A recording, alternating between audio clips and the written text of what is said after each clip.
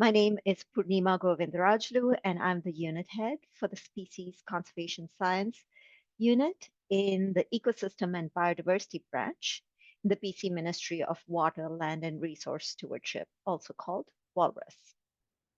I'm joining you from the unceded territory of the Stefanyk people here on Saanich Peninsula in southern Vancouver Island, where it is a beautiful sunny day, and I can hear the Biwix wren and the Towie calling from just outside my window. Please take a moment to acknowledge the traditional lands that you're joining us from today. As you know, this webinar series has been running every Tuesday from the 4th of February. It is a collaboration between the Ministry of Walrus and the Thompson-Nicola Conservation Collaborative, TNCC. It is designed to explore the challenges of balancing rapid development with the need to conserve biodiversity, especially in the face of the housing mandate. All the webinars to date have been recorded and posted on the TNCC website, along with a Q&A if we didn't get to all the questions. We've been exploring a diversity of topics so far, from regulatory frameworks, case studies, mitigation guidelines, planning tools. And yeah, all of them have been recorded and posted. And today, in particular, we'll be talking about protecting BC wetlands, best practices for local governments and professionals. And it's presented by Karen Stefanyk, wetland specialist in Walrus. But I'm sure you're all very eager to get to the talk. But before that, just a few housekeeping details that we go through. At this point, we'll be moving into the question and answer session right after the presentation. And so please familiarize yourself with the Q&A tool at the bottom of your screen. And please post your questions throughout the webinar as they happen to occur to you. Because the good thing about posting your questions early is if other people have a similar question, they can upvote the question. And that way the question increases in priority, and and we'll be able to address those questions that are of most interest to the wider audience. The chat function is available for comments and networking. Please don't post your questions there because we're trying to use the Q&A tool for all the questions that you have. If you have technical issues, please refresh your browser or check your internet connection. If the problem still persists, please use the chat function to get in touch with Ali, who's from TNCC and has been our fabulous technical support throughout the series. If all else fails, remember that the webinar is recorded and will be posted within a week of the presentation. Also, a quick reminder that there will be a survey at the end because we want to continuously improve the way we present these webinars, not just us, but everyone in our ministry and in TNCC. So please do take a few minutes to complete the survey. But before we get into all of that, there's a quick icebreaker, and it's called Poll Everywhere. And in your screen, you'll see a QR code, and in the chat, you should see a link.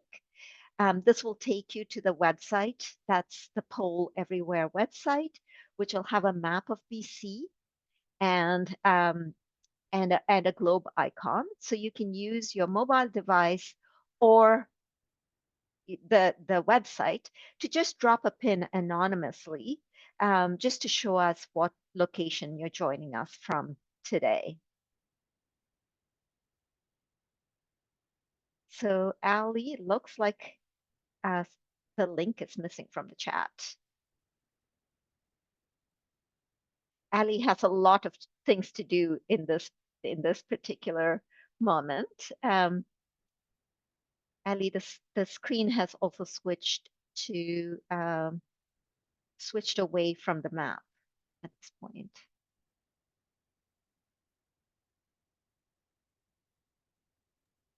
Just popping the link in the chat for everybody, and then we'll have the screen share in a moment. Thanks. Great. Thanks, Ali.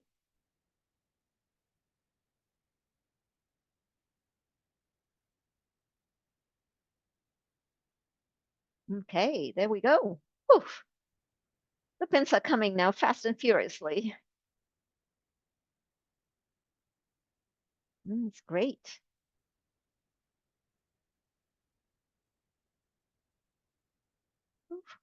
That is looking really strong. As always, we have a strong representation from the coast, South Coast, Vancouver Island. That's where people live, so it's not surprising. We also have a few people always from who join us from outside of BC. What's going on here is of interest to everyone, I think, especially about wetlands. I think we're going to have a very strong presentation today. So I'm going to, yeah, I, I see that the pins have stopped appearing. So we're ready to introduce our speaker for today. And there's Karen. Great. Karen is an ecologist and a wetland specialist. Her work has spanned over 20 years in the environmental field. She has a background in research and over 10 years in consulting. And Karen is now in her 8th year in Walrus, developing policy and guidance. Karen has worked extensively across Western Canada, identifying, delineating, assessing, and classifying wetlands. So she comes with a huge depth of experience, and she's worked with all levels of government, from municipal, provincial, and federal, with environmental assessments. So with that introduction, I'm going to turn it over to Karen.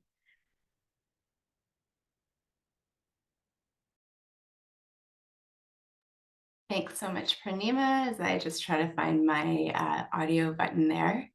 I just want to do a double check that my screen is being shared. Yeah, looks great. Fantastic. So thank you so much, Pranima, for introducing me. And I'm super grateful to be joining you all from the Unceded Territory of the Lekwungen speaking people here in Victoria, British Columbia, who has stewarded this land since time immemorial. I'd like to also extend my sincere gratitude and thanks to the Thompson-Nicola Conservation Collaborative, my fellow presenters, and colleagues for this opportunity to speak with you all today. I will caveat my presentation that I am a wetland ecologist, and I work collaboratively with several colleagues across the province with different levels of government and other organizations to help improve the stewardship of wetlands through coordinated actions. I'm certainly not an authorization specialist under a specific statute, so I may have to defer some of my questions to those folks to help answer.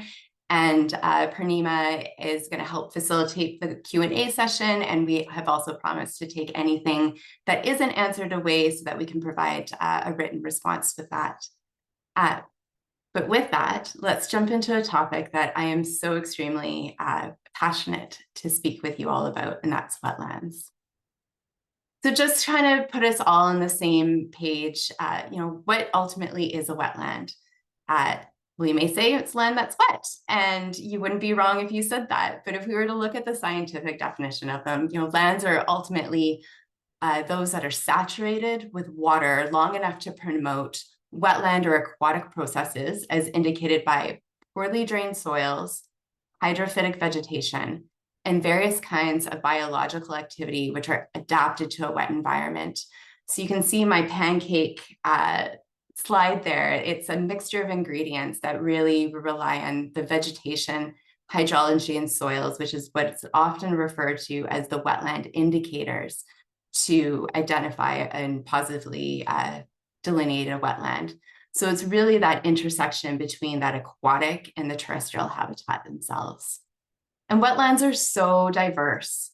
So there's a variety of different hydrological systems that wetlands form in. So on the left here, you can kind of see a really good overview of what those hydrological systems look like. Wetlands can form adjacent to bodies of water that are referred to as lacustrine wetlands, adjacent to streams and river, which are riverine wetlands. And of course, at the tidal fringe, which are our estuary wetlands themselves, or at the mouths of river that empty into the ocean. And then the palustrine wetlands. So this is where there is a subdivision of where we get basins and hollows, some of our isolated wetlands, those ponds and potholes, And one that's often missed a lot is those that also occur on seepage slopes. The other factor of wetlands is also that hydro period themselves. So this is where there's a change in the amount of water that's held during the different times of year. So this is where wetlands vary in their permanence, or what's referred to as the hydro period, where the amount of time that they may remain wet. So they change between seasons, they can change between years. Foundationally, scientifically, we kind of rely on where wetlands rely on that 14 days of saturation during the growing season. And of course, they're as diverse as the landscape in British Columbia, the expanse of wetlands. So the following slides are really to kind of show some of that diversity itself. So here's a really good example of that the seasonality of wetlands, or an ephemeral wetland that's really close to my home here in View Royal, which you can see it's very wet in the spring there. And then by July, it's completely dry. So all the water's gone out of it. And then just getting through some of the other types of wetlands that we have in British Columbia. So this is a bog complex that shows, really common peatland complexes that are on the west coast of British Columbia and Haida Gwaii. This is, the types that can occur on slopes itself, where the main source of water is mainly precipitation. And so in this complex, I don't know if you can see my cursor, but there's a central bog habitat in it. Oops. There is the bog woodland that surrounds it, and then forested bog that goes further around. There's also fens, so you can see a little bit differentiation here. There's a little bit more diversity in the types of plants that are there. They are in a gradient between what's considered extremely poor in nutrients to extremely rich, and includes inputs from surface and or groundwater. And just a note, or a flag, that there's a lot of poor fens that can be very, very close in species composition to bogs, and they can be quite hard to differentiate. One of my favorite types of wetlands, but I could say that about all of them, is the swamp. So in here, usually their swamps are dominated by the shrubs or trees, and in some areas, like southern Vancouver or southeast Vancouver Island, we get very large coniferous trees that grow in wetland sites. So swamps become a little bit of a fun area where these sites, and a lot of times, do resemble that of upland vegetation. In the summer, you're missing those hydrological indicators that they dry out completely. And therefore, it's really, really crucial that if you remember, the beginning ingredients, that we start looking for those 3 different indicators. And this is where soils become really, really important. So you can see in the top right-hand corner where there is a soil pit that's dug, and we start getting into that beautiful modeling and glaying of this. These sites themselves, the terrain can really offer indicators of where they occur. So having a really micro hummocky topography of those forested swamps are really clear indicators. During the dry season, there's usually a seasonal groundwater discharge component, so looking for those inlets and outlets. And they can often occur on slopes that are in excess of that 5%. This is where, I'll get into this a little bit more in the presentation, but looking at some of those soil surveys and field surveys to identify where there might be soil indicators that help to trigger that, this should be investigated a little bit more as to where the extent of the wetland is. And this is where we're looking for glaying of that soil itself. But we're going to come back to this example. So, keep this visual in your head where we have trees, and then we have the shrubby area behind it. And you can see a band of the famous skunk cabbage here, or swamp lantern. So in our next slide, we have our marsh. So on the very left-hand side, this is kind of, the classic wetland type that people think of when they think wetlands. They vary in condition, just like any other types or classification of wetlands themselves. On the left is a really classic cattail marsh, but on the right, we see something that's dominated mostly with reed canary grass. And these types of wetlands are very, very common in disturbed areas, which is, a lot of those areas that are around the urban periphery or within our city landscapes themselves.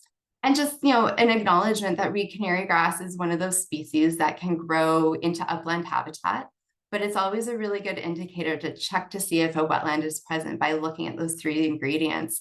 So this means, confirmation, is there still wetland hydrology present? And is there wetland soils present? And I bring up this example because I see it a lot in my work where people are like, oh, reed canary grass, it grows in uplands, it's not a wetland. But being able to kind of substantiate if those 3 ingredients are present is a really important one that I would just like to hit on. And then our final class of wetlands themselves is, that shallow open water wetland. And so we differentiate between aquatic or deep water habitat at that 2-meter mark. So this is shallow water that's less than 2 meters. And this shows a bit of a complex, and, really realizing that a lot of the photos that I showed, it is a complex of a bunch of different types or classes of wetlands into a bigger wetland ecosystem itself. So in here, you can see some of the emergent vegetation, the floating vegetation, which is in the shallow open water, but most of it's water itself. Then you see a beautiful band of marsh or emergent wetland vegetation, and then it moves into this gradient of shrubby and then treed swamp itself. So I love showing the photos of wetlands because it really shows the diversity, and wetlands, I know all of you are really aware of this, but they're so important in the sense that they're really strong nature-based solutions that help us to mitigate and adapt to climate change and provide benefits to biodiversity. And the figure on the right-hand side really shows that breadth of what they do offer, everywhere from sources of food and medicines to providing habitat for fish and wildlife, for improving water quality, really looking at flood and drought mitigation, but also providing cultural and spiritual significance. So local governments and wetland. So wetlands are super important and vital for healthy communities. Similar to the previous slide, there's a ton of economic benefits of it. There's really, really good examples that I know a lot of local governments and through the National Asset Initiative have really found the benefits of this for flood protection, for water quality and quantity, being able to provide that tourism and recreation value, and also the increase of property values where there is enhancement from having wetlands by improving aesthetics and resilience. But not only are there economic benefits of wetlands, there's also the environmental and community benefits that, really gets into that, the balance of both of them, providing, biodiversity hotspots, climate resilience, that ability to provide the urban cooling, and again, fish and wildlife habitat. So the state of wetlands. So wetlands are one of those ecosystems that is most threatened and vulnerable. We are losing wetlands at a rate 3 times more than our forests. We have seen high loss or rate of losses of wetlands, not only in the world, there's obviously across Canada from this, this figure itself. And you'll see that the loss of the range goes anywhere from 70 to 98%. And those higher levels of the loss are really around our where our population is concentrated, where our urban environments are. And in BC, we are getting anywhere up to upwards of 85%. And these numbers are probably a little bit out of date. And we do still continue to lose wetlands. So just acknowledging we've gone through some of the benefits of wetlands themselves, what they provide, how we've been losing wetlands. And so wetlands, despite their importance and existing tools for conservation, because there's a lot of them, and these webinar series have been touching on some of it, I'll talk about some of it, they continue to be lost. So really, why is that? And I'll get into a little bit of that.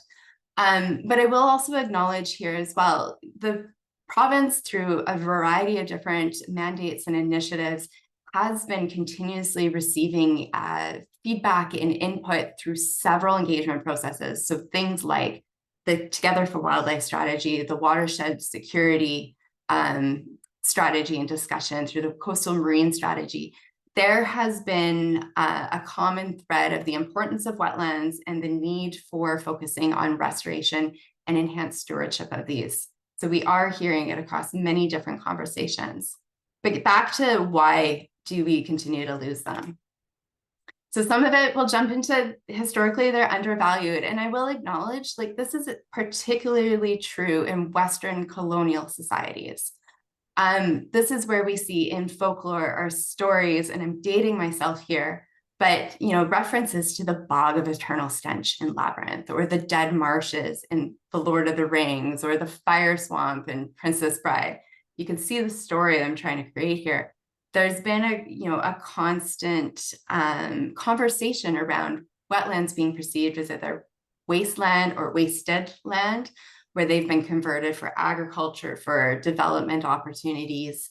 There's outdated policies still promoting the drainage of wetlands for certain activities.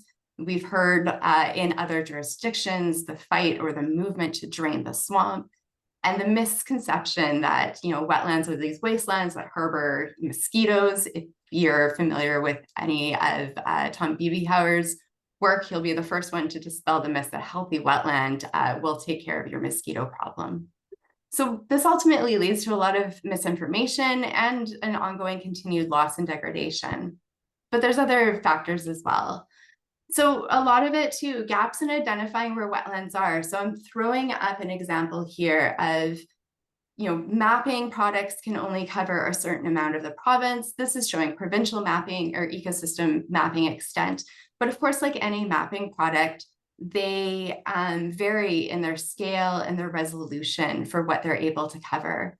So I'll throw up a couple of examples here that shows the differences in mapping products. So here's an aerial image that's kind of overlaid with 3 different mapping projects or products. So the SEI is sensitive ecosystem inventory, denoted in red. The blue is our terrestrial ecosystem mapping, and the green is a polygon in our freshwater atlas. So none of the lines truly add up because there's different methodology that are used for different things and different availability of the imagery that was used underneath. But we do get some general agreement that this part in the middle is probably wetland. So that's good. Newer derived aerial imagery and things like LiDAR are really helping change the game on this, especially within some of our forested ecosystems, like those swamps that I was talking about, that can be harder to decipher. So the next image I'll show up here is where LiDAR comes up. So walking through this example itself, if I start looking at vegetation, I can start to kind of draw the lines here, but where the LiDAR really helps is to start providing that topographic relief or what really is going on. I have personally physically been to this wetland myself. It's not too far away from where I am. And I know that there's some rocky outcrops here and some pretty steep slopes. So this starts being my wetland boundary itself. But then as we move over to the east here, you start seeing where there's really clear indicators of where inlets and outlets are of this wetland itself. And as we start following the very edge of it, it starts getting a little bit blurrier down here. And if you're to look at where the imagery is in the south part, there's quite a distinct differentiation between the vegetation that's here. Being on site, I know this is mostly the shrubby area. We got some willow and some red osier dogwood in here. But then the portion in the south really starts getting into that treed complex. And to really find out where the edge of the wetland is down here is where the field verification or the looking into soils come into. And I'll just tell you from this, by doing transects out here, the wetland actually extends quite a bit to the south here itself into the forest canopy. So I thought this was a really good example to kind of show you that mapping is a really, really good product to kind of show you where limitations may be or where to start looking for a specific site. But when it comes down to certain developments, it's always essential to get boots on the ground to really figure out where that edging is.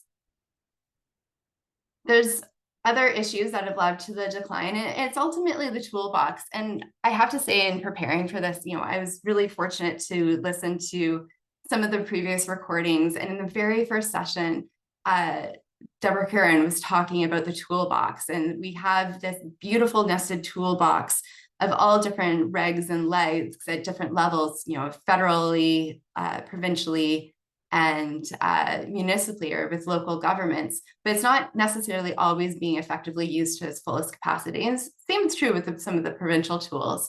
So when I look at, the toolbox around wetland stewardship itself, there are gaps in, how we define wetlands and what are the objectives for them. There's differentiations and different definitions of how wetlands are being defined in different statutes or policies or being looked at it. And of course, it's situation dependent. And then also, gaps in guidance on what is accepted methodology for delineation, assessment, or impacts to wetlands themselves. So I just want to acknowledge that we definitely need a full toolbox and to use everything to its capacity. And we're really trying to figure out how to use those through legislation and policy to best enhance those stewardship of wetlands. And also acknowledging, like I throw up some of our adjoining jurisdictions here that, for Alberta, for well over a few decades, they've been working towards wetland policy and their different directives and how that's being managed. Yukon came online with theirs in 2022. So just acknowledging there's a lot of existing work in this space. So I thought I'd talk a little bit more about the toolbox. In the first session, there was a lot of great talk about the Local Government Act, what can be done with local governments through community charters and bylaws, the use of different plans like official community plans, different regional growth strategies, conservation strategies.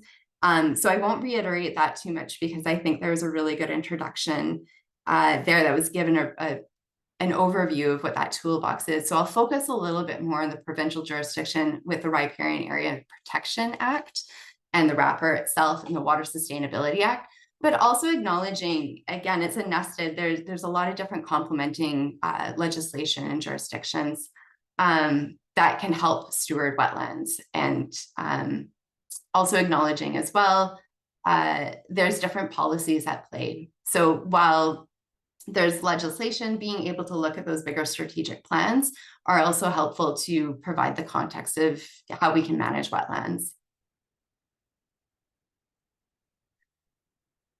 So just focusing on some of those key areas in the toolbox, there's the wrapper or the Riparian Areas Protection Regulation, which a lot of folks on this call probably know about, but those that don't, the wrapper, so the regulation is enacted under Section 12 of the Riparian Area Protection Act, and it requires certain local governments to enact bylaws that protect riparian areas vital to fish health and productivity during commercial, industrial, and residential development. This does apply to municipal and private land. There are 108 local governments across 15 regional districts. And you can see in the map on the right here in the red are those regional districts and local governments that are subject to wrapper. So it ultimately triggers the process itself. Well, it's those activities around residential, commercial, industrial development within 30 meters of a stream. And this is triggered through local government bylaws and development permit areas. So some of the protections that are afforded under wrapper, this is the reminder that wetlands are included under the definition of stream, and it really focuses on those surface flow connected wetlands that function as or contribute to fish habitats. So you can see where I'm highlighting some of the nuances of it. And it does require a qualified environmental professional certified in the wrapper methodology to complete the science-based wrapper assessment report to determine that stream side protection and enhancement area, or the SPEA, that must be protected during development. So another one that provides support and protection and management for wetlands is our Water Sustainability Act. So this is the primary piece of legislation that governs the diversion and use of water resources in British Columbia. It provides the tools to manage and protect the water while regulating activities that alter the stream channels. So this applies across the province to all individuals and organizations, and applies to all streams and wetlands, including those on private land.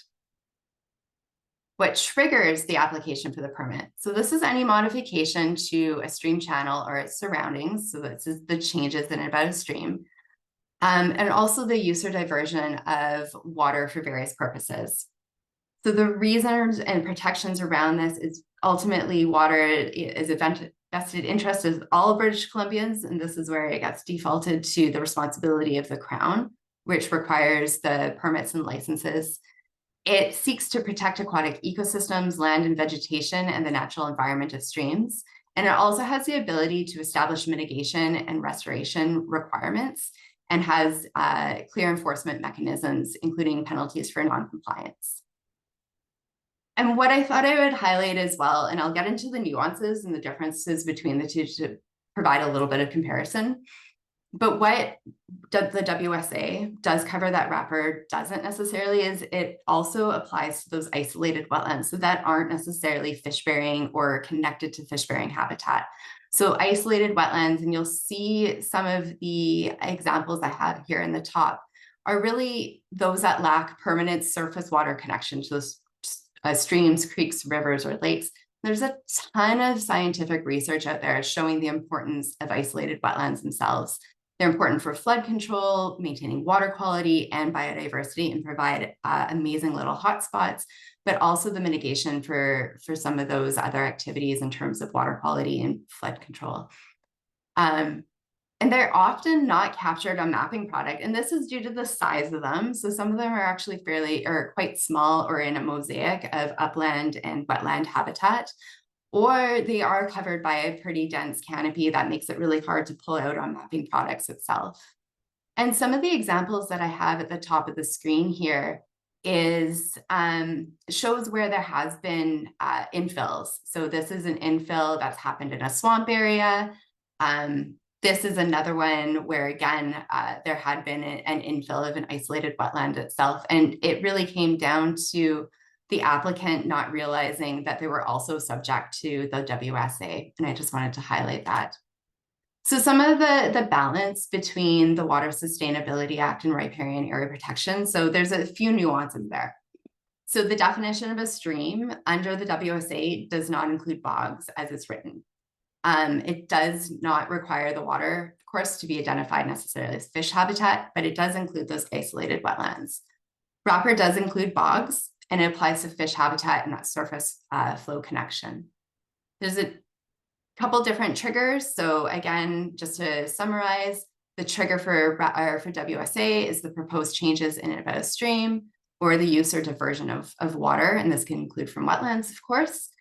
And then the trigger for wrapper itself it's triggered through the local government development permit process for those types of activities, commercial, residential, industrial, within 30 meters of a stream.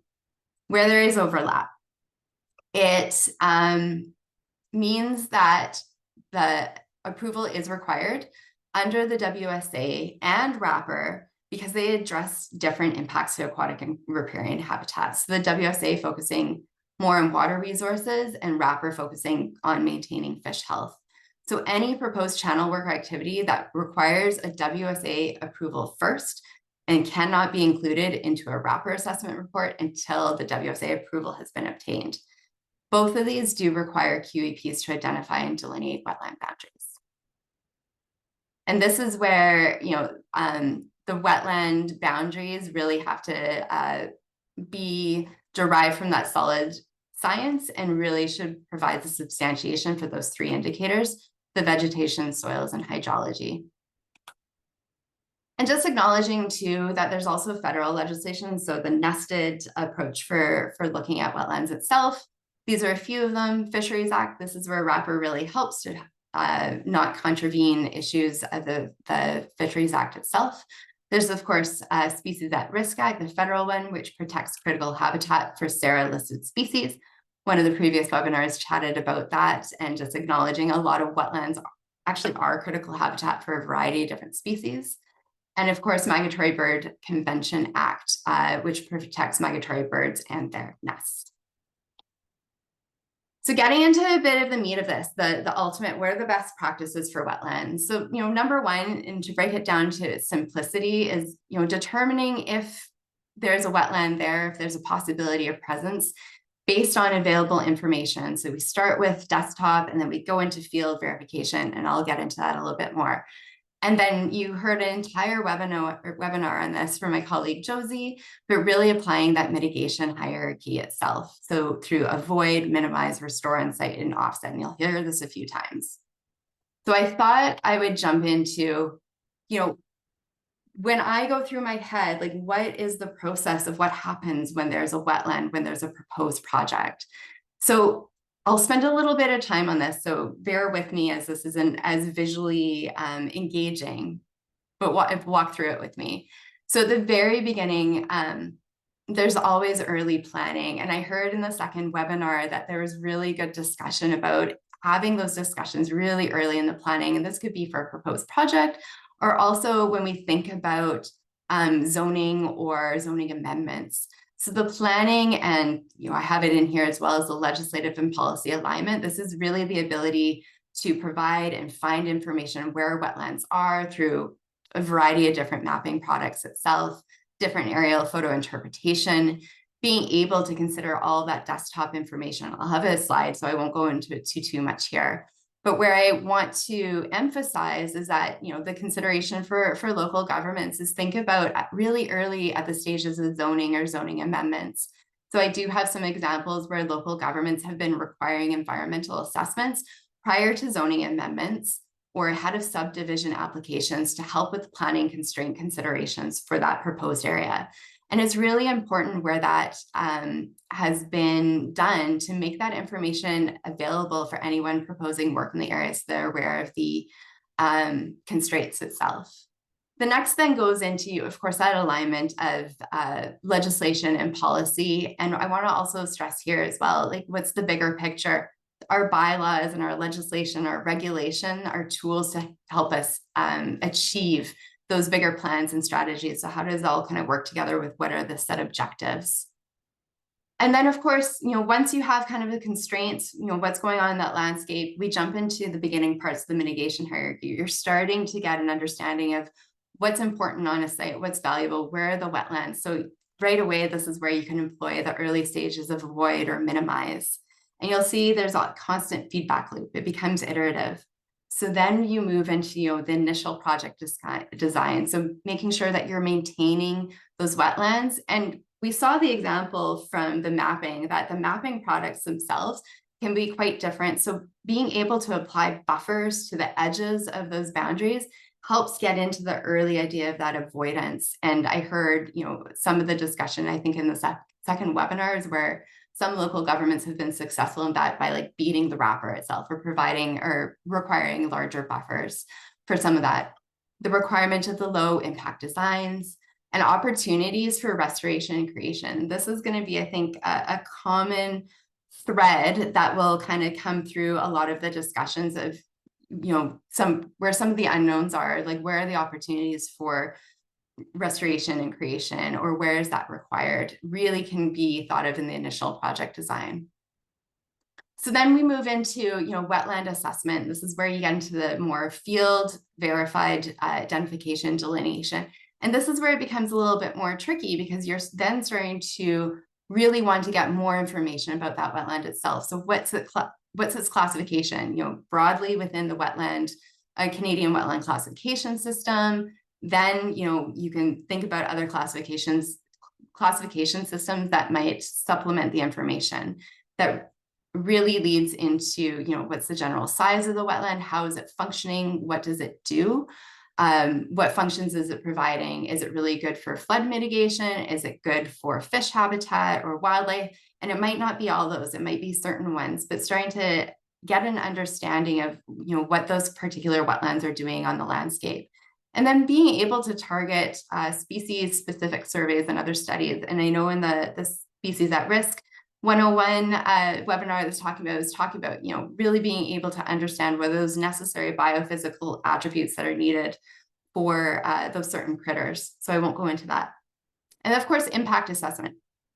So after you've tried to avoid as much as possible, like where are the impacts going to happen? And this is really understanding what is the size of that impact, what's the duration, is it temporary, is it permanent? And it feeds back into getting information from that wetland assessment. When we start thinking about, if we absolutely cannot avoid impacts to a wetland of a matrix on a landscape, which wetlands, is there a proven success on restoring or rehabilitating or creating versus those that might not be? And, some of the thoughts around that, anything that is treed wetlands or, a longer sectional period will be more difficult to restore. Not impossible, but more difficult. So there ends up being, a conversation around that time lag itself. Once all those are applied and you've gone back to the iteration of the mitigation hierarchy, constantly providing for that avoidance minimized to get a good fit design, then we can start thinking about, okay, we know there's going to be impacts because they haven't been avoidable for certain reasons. Where can we really focus that restore on site to maintain those habitats and then finally offset? So just to kind of walk you through an example, and I won't go through all this belaborously because I will share this so that there's more information, but really getting an understanding of those early stages. So having a good look at the aerial photos, and this is where QEP should be providing this line of evidence in terms of multiple years, different conditions in the growing season, being cued into those historical changes. Was this drained years ago and it's been left, and then now, it's acting as a wetland again? Different area or different topographical data that's available, different mapping products, acknowledging it takes a conglomeration of a bunch of these different layers. And I'll, definitely acknowledge that our municipal and regional mapping are going to be far better at a finer scale than some of the provincial mapping products. And then always looking at those specific site-specific data and information to help substantiate what else is out there. So areas and species of cultural importance is a good one to be considering, where there's stream or well or tidal gauges, boreholes, previous EAs, land use changes, local knowledge, of course. Acknowledging my time, I'm going to take you through a very, very simplified example. There is so much nuance in any particular case study, but it kind of shows you how to walk through that, or an example of walking through that hierarchy itself. So here's an example where, there's some ID'd existing conditions. We know that there's connected and isolated wetlands on site. There's headwaters for 2 watersheds. We know that there's species at risk, critical habitat, and blue listed plant communities to set the stage. So walking through the proposal, okay, great. We want to do a building plan on this. We're going to maximize that extent of the building plan, which is essentially what the left is showing. And on the right, it shows what's the impact of that. So if you can remember from the first one, this, as it's drawn right now, will currently impact a partial wetland here, some wetlands and associated streams here and here. So moving to that avoidance. So the first thing, how do you reduce or avoid that footprint? So in this particular case, it was able to go from about 12,000 square meters down to 5,700 square meters. So that reduction of the footprint itself. But then this also brings in considering the ecological benefits. So what are the general sizes of the wetlands? How are they functioning? Gets considered in this. Considering how do you maintain habitat connectivity? Does it make sense to obliterate a wetland down here or to maintain some of that connection? And acknowledging it's not always possible to avoid all the impacts. So for this particular site, they needed access to it through an access road. So starting to minimize. So in here, it was an existing road. We can put a road in this way. We'd be looking for the maintenance of making sure that any stormwater outlets mimic that natural site drainage patterns. They didn't alter the existing wetland or watershed boundaries. The buffers were initiated in this case, the additional buffers to protect the water bodies, and the access to the site wasn't avoidable, but then also making sure that there's buffers around this. Really, really simple example. Again, way more complicated, but there was a wetland on the northern portion of this that was set to be impacted. So we have a partial loss. So then already within the project design, starting to think about how can we restore on site. So being able to maintain or improve hydrological connectivity, improve the dissolved oxygen levels, and removal of invasive species were some of the ways that restore on site were being considered. After all of that, so the application of the hierarchy itself, what's left over is that residual impact, where it results in the elimination of a partial wetland. So when you start looking at residual impacts, we really start to think about that time gap between the removal and getting to a functioning ecosystem, which is referred to as time lag, and then really focused on what is the loss. So there's loss of habitat, there's loss of wetland functions.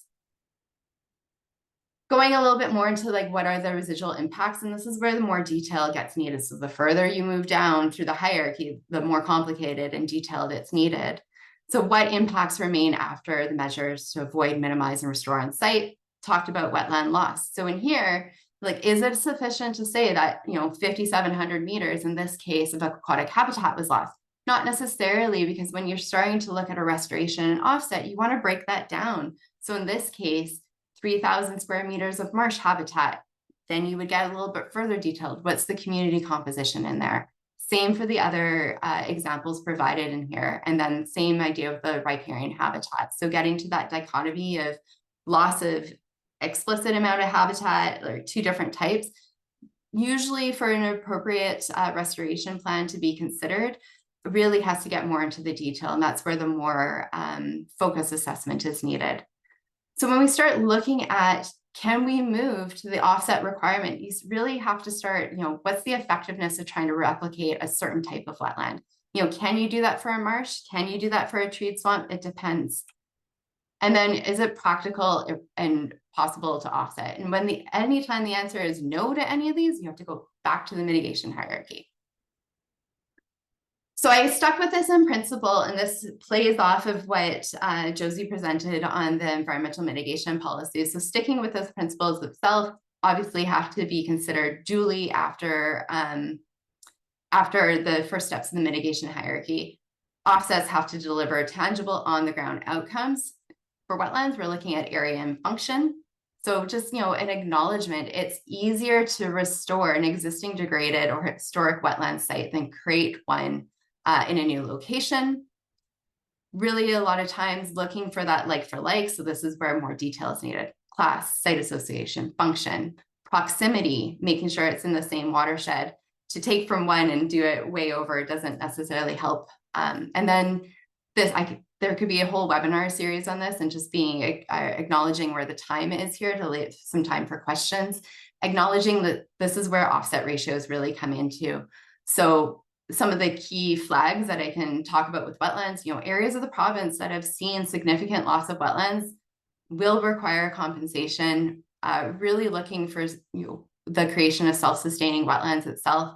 Offsets should really be considering giving or providing at least like for like, if not like for better, and getting to that consideration of feasibility, time lag, risk, and effectiveness. One flag I have at the bottom here that I wanted to highlight is having areas that are candidate areas for restoration would be a really good conversation within a local government context, and that may be a good one for further discussion.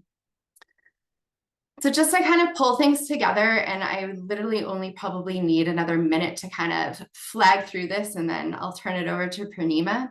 But some of the pull together themes that I pulled from the initial sessions was that there are several tools in the toolbox, but they aren't being used to the fullest extent. So wetlands are one of those that are included as natural and green assets and are considered as sensitive ecosystems. They're super integral or part of that system approach, and integrated with connectivity, water quality and quantity, biodiversity, and climate mitigation.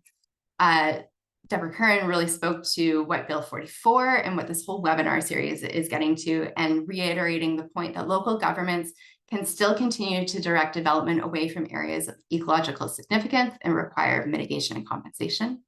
I liked her point, if we can't engineer our way out of this, and that ability to focus on where restoration needs to occur. So in urban landscapes in particular, where there are degraded wetlands, those are great areas to focus efforts for restoration on. Some really good points that I pulled from webinar 2, where there's examples from the local governments that both Jennifer and Nancy spoke to, where the requirement for early involvement of QPs in the planning process to help provide that lens of the ecological importance. The use of third-party reviews, not only for EAs, but I've also heard conversations of others using it for restoration plans to get that kind of peer reviewed or peer evaluated, and that the mitigation hierarchy is a key tool. getting to the focus work of the province. So there's all of that. There's lots of issues, definitely acknowledging it. There's lots of work to be done. We're really looking at providing or focusing efforts on strengthening wetland stewardship. So this is through providing data compilation. So all of those layers that talk about wetlands into something that says, there might be a wetland in this area, alignment of that toolbox. Guidance, a lot of our current focus, so wetland identification, delineation guidance, guidance for the application of the mitigation hierarchy for wetlands that changes in and about a stream BMP to be updated, and application clarity with wetlands. Longer term, we're getting to function assessment, so working with our colleagues at the BC Wildlife Federation and outreach on websites and fact sheets. And also upcoming engagement within this next year. There'll be more details on that once they're available, but we will be reaching out. We're getting to better. We are moving the dial. It's not going to be best right away, but we're absolutely moving the dial. No surprises here, interim guidance. So what do we rely on when we don't have BC specific is what is best available science. So right now we are using the US Army Corps of Engineer delineation manuals and the regional supplements, and really requiring that evidence of wetlands with those 3 indicators. Same with wetland assessments, looking to publish protocols. Lots of training available. I'll send around the links of this. And the next few slides, I'll just flip through. They're just links, they'll be provided. So there's training available. We know there needs to be more, but there are some out there right now. There's also information that I'll provide about compliance and enforcement on the different statutes and who to call. Links to resources are summarized here and again are going to be coming out. With that, I will stop. Thank you, Karen, for a very information-packed presentation. That's just been fabulous. I'm going to get directly into questions, and some of these I think you've already addressed in your presentation. But since I'm going by the most upvotes, I just want to make sure we give it the priority. So the first question, very summarized from Jeff Moore, is there any guidance on the timing of when wetlands are assessed? And the point being that they're usually assessed in the summer during a 4-5 drought stage, and it's being missed. So any guidance on how wetlands can be holistically assessed? Great question. Love the question. Short answer is yes. Usually best practice is to assess during the growing season. BC is quite diverse, so that changes between different regions. So we're looking where first buds are coming out up to senescence is the quick and dirty answer. But yes, wetlands. And I like to do at least 2 lenses. I like to go early spring because that shows me where hydrology is most apparent. And then sometimes those wetlands that do dry out, you can get more access into them when they start drying out. Great. Thanks, Karen. The second question, again, is standardized buffers, that there is varying guidance on buffers. So is there any move towards developing standardized buffers for wetlands? Because it varies from 30 to 150 meters from various documents and various uses. Yeah, it's a great question. And it's like a lot of the answers, like it depends. It depends what the purpose is and what the objective of what you're trying to conserve. And so that differentiation in buffers, I'll always say that more is better in this case. But also acknowledging some of the constraints there. Standardized, I would love to see us get there, but I don't know if we will because of the varying needs. But I will stick with more is better. And what is typically regulated is usually never enough. Great. Jeff seems to be hitting the jackpot on most upvoted questions. How is the province actively calculating wetland loss within a watershed? That is a fantastic question. I would love to see numbers on that. I will be the first to say I don't think we are actively calculating wetland loss. And it's complicated because you have to understand where all the wetlands are to begin with to understand the loss of it. Some of those numbers that I was pulling from are coming from, where there has been assessment on where there are map wetlands and what has changed over time. That's a great question. Great, thanks, Karen. A quick question. I'm told that wrapper regulations do not apply to the construction of public buildings like schools. Is that true? Questions from Nancy. It's a good question, Nancy. I don't know off the top of my head. I think that falls under what is an institution, but I would have to confirm that. I'd have to double check on that, and I'll check my text here on the side because I have a couple colleagues waiting in the wings here that might be able to help on that. The next question is again looking into the future. Any thoughts on whether we will get similar protections and regulations for wetlands, similar to wrapper? And this is from Comox, where they're having trouble protecting swamps in urban areas. I think there's more to unpack there, and I think that's a really good question to bring to future engagement. And I think I threw on there the wetlands@gov.bc.ca is a great email to kind of reach out to. I think where we're focused right now is to look at the toolboxes I was talking about to make sure that there is comprehensive mechanisms in place to make sure that there is good, solid protection of wetlands. Great. I'm just watching the time. We have 3 minutes, and this is a tricky question, if you can. How does the province, under wrapper and WSA, coordinate responses? It looks like sometimes you get differing responses. If you can, we only have 3 minutes, so if you can answer that question, or we can take it away and provide an answer too. Yeah, I mean, that is something that definitely comes up, and I know the wrapper staff and varying authorization staff in different regions have been trying to figure out stronger coordination. What really helps with that is when similar information is being provided for both authorization side of things. And so sometimes you will see, there's specific requirements that are required for like a wrapper assessment and those that are required for, WSA or other applications. But sometimes, the pertinent information will be pulled out because it'll just be the wrapper applicable or just WSA applicable. So the coordination and transparency coming from the applicant of the entire picture kind of helps that coordination to get the same story. Great. This question is for wrapper. Does it matter if the habitat is for invasive fish species? Example, invasive carp. And it looks like Jeff has responded to that down below, but maybe you can have some thoughts too. If Jeff has responded to that, I'll default to that wetland person here, not fish person. Okay. And maybe we can also provide a more fulsome answer a little bit later on.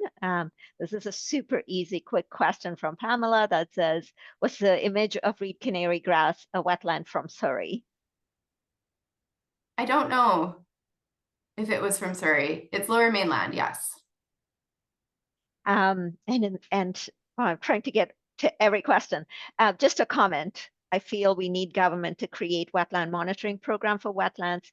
And probably your answer is a yes. I'll just acknowledge I think like all of us are dealing with is constraints in capacity and time and budget. And I totally agree. Monitoring would be ideal, but it's also trying to do with what we have. That has been a fabulous presentation, and we did rush through all the questions and had them answered. We might provide some clarification later, but I wanted to just take one moment to thank not just the presenter today, but everyone who it's been just a fabulous series with great attendance. So thank you so much. Please fill out the survey on your way out. And remember, all the webinars are recorded and will be on the TNCC website. So thank you again very much, and especially all of you missing your lunch break to be here, and to all our presenters, and especially to Karen today for a fantastic presentation. Thank you.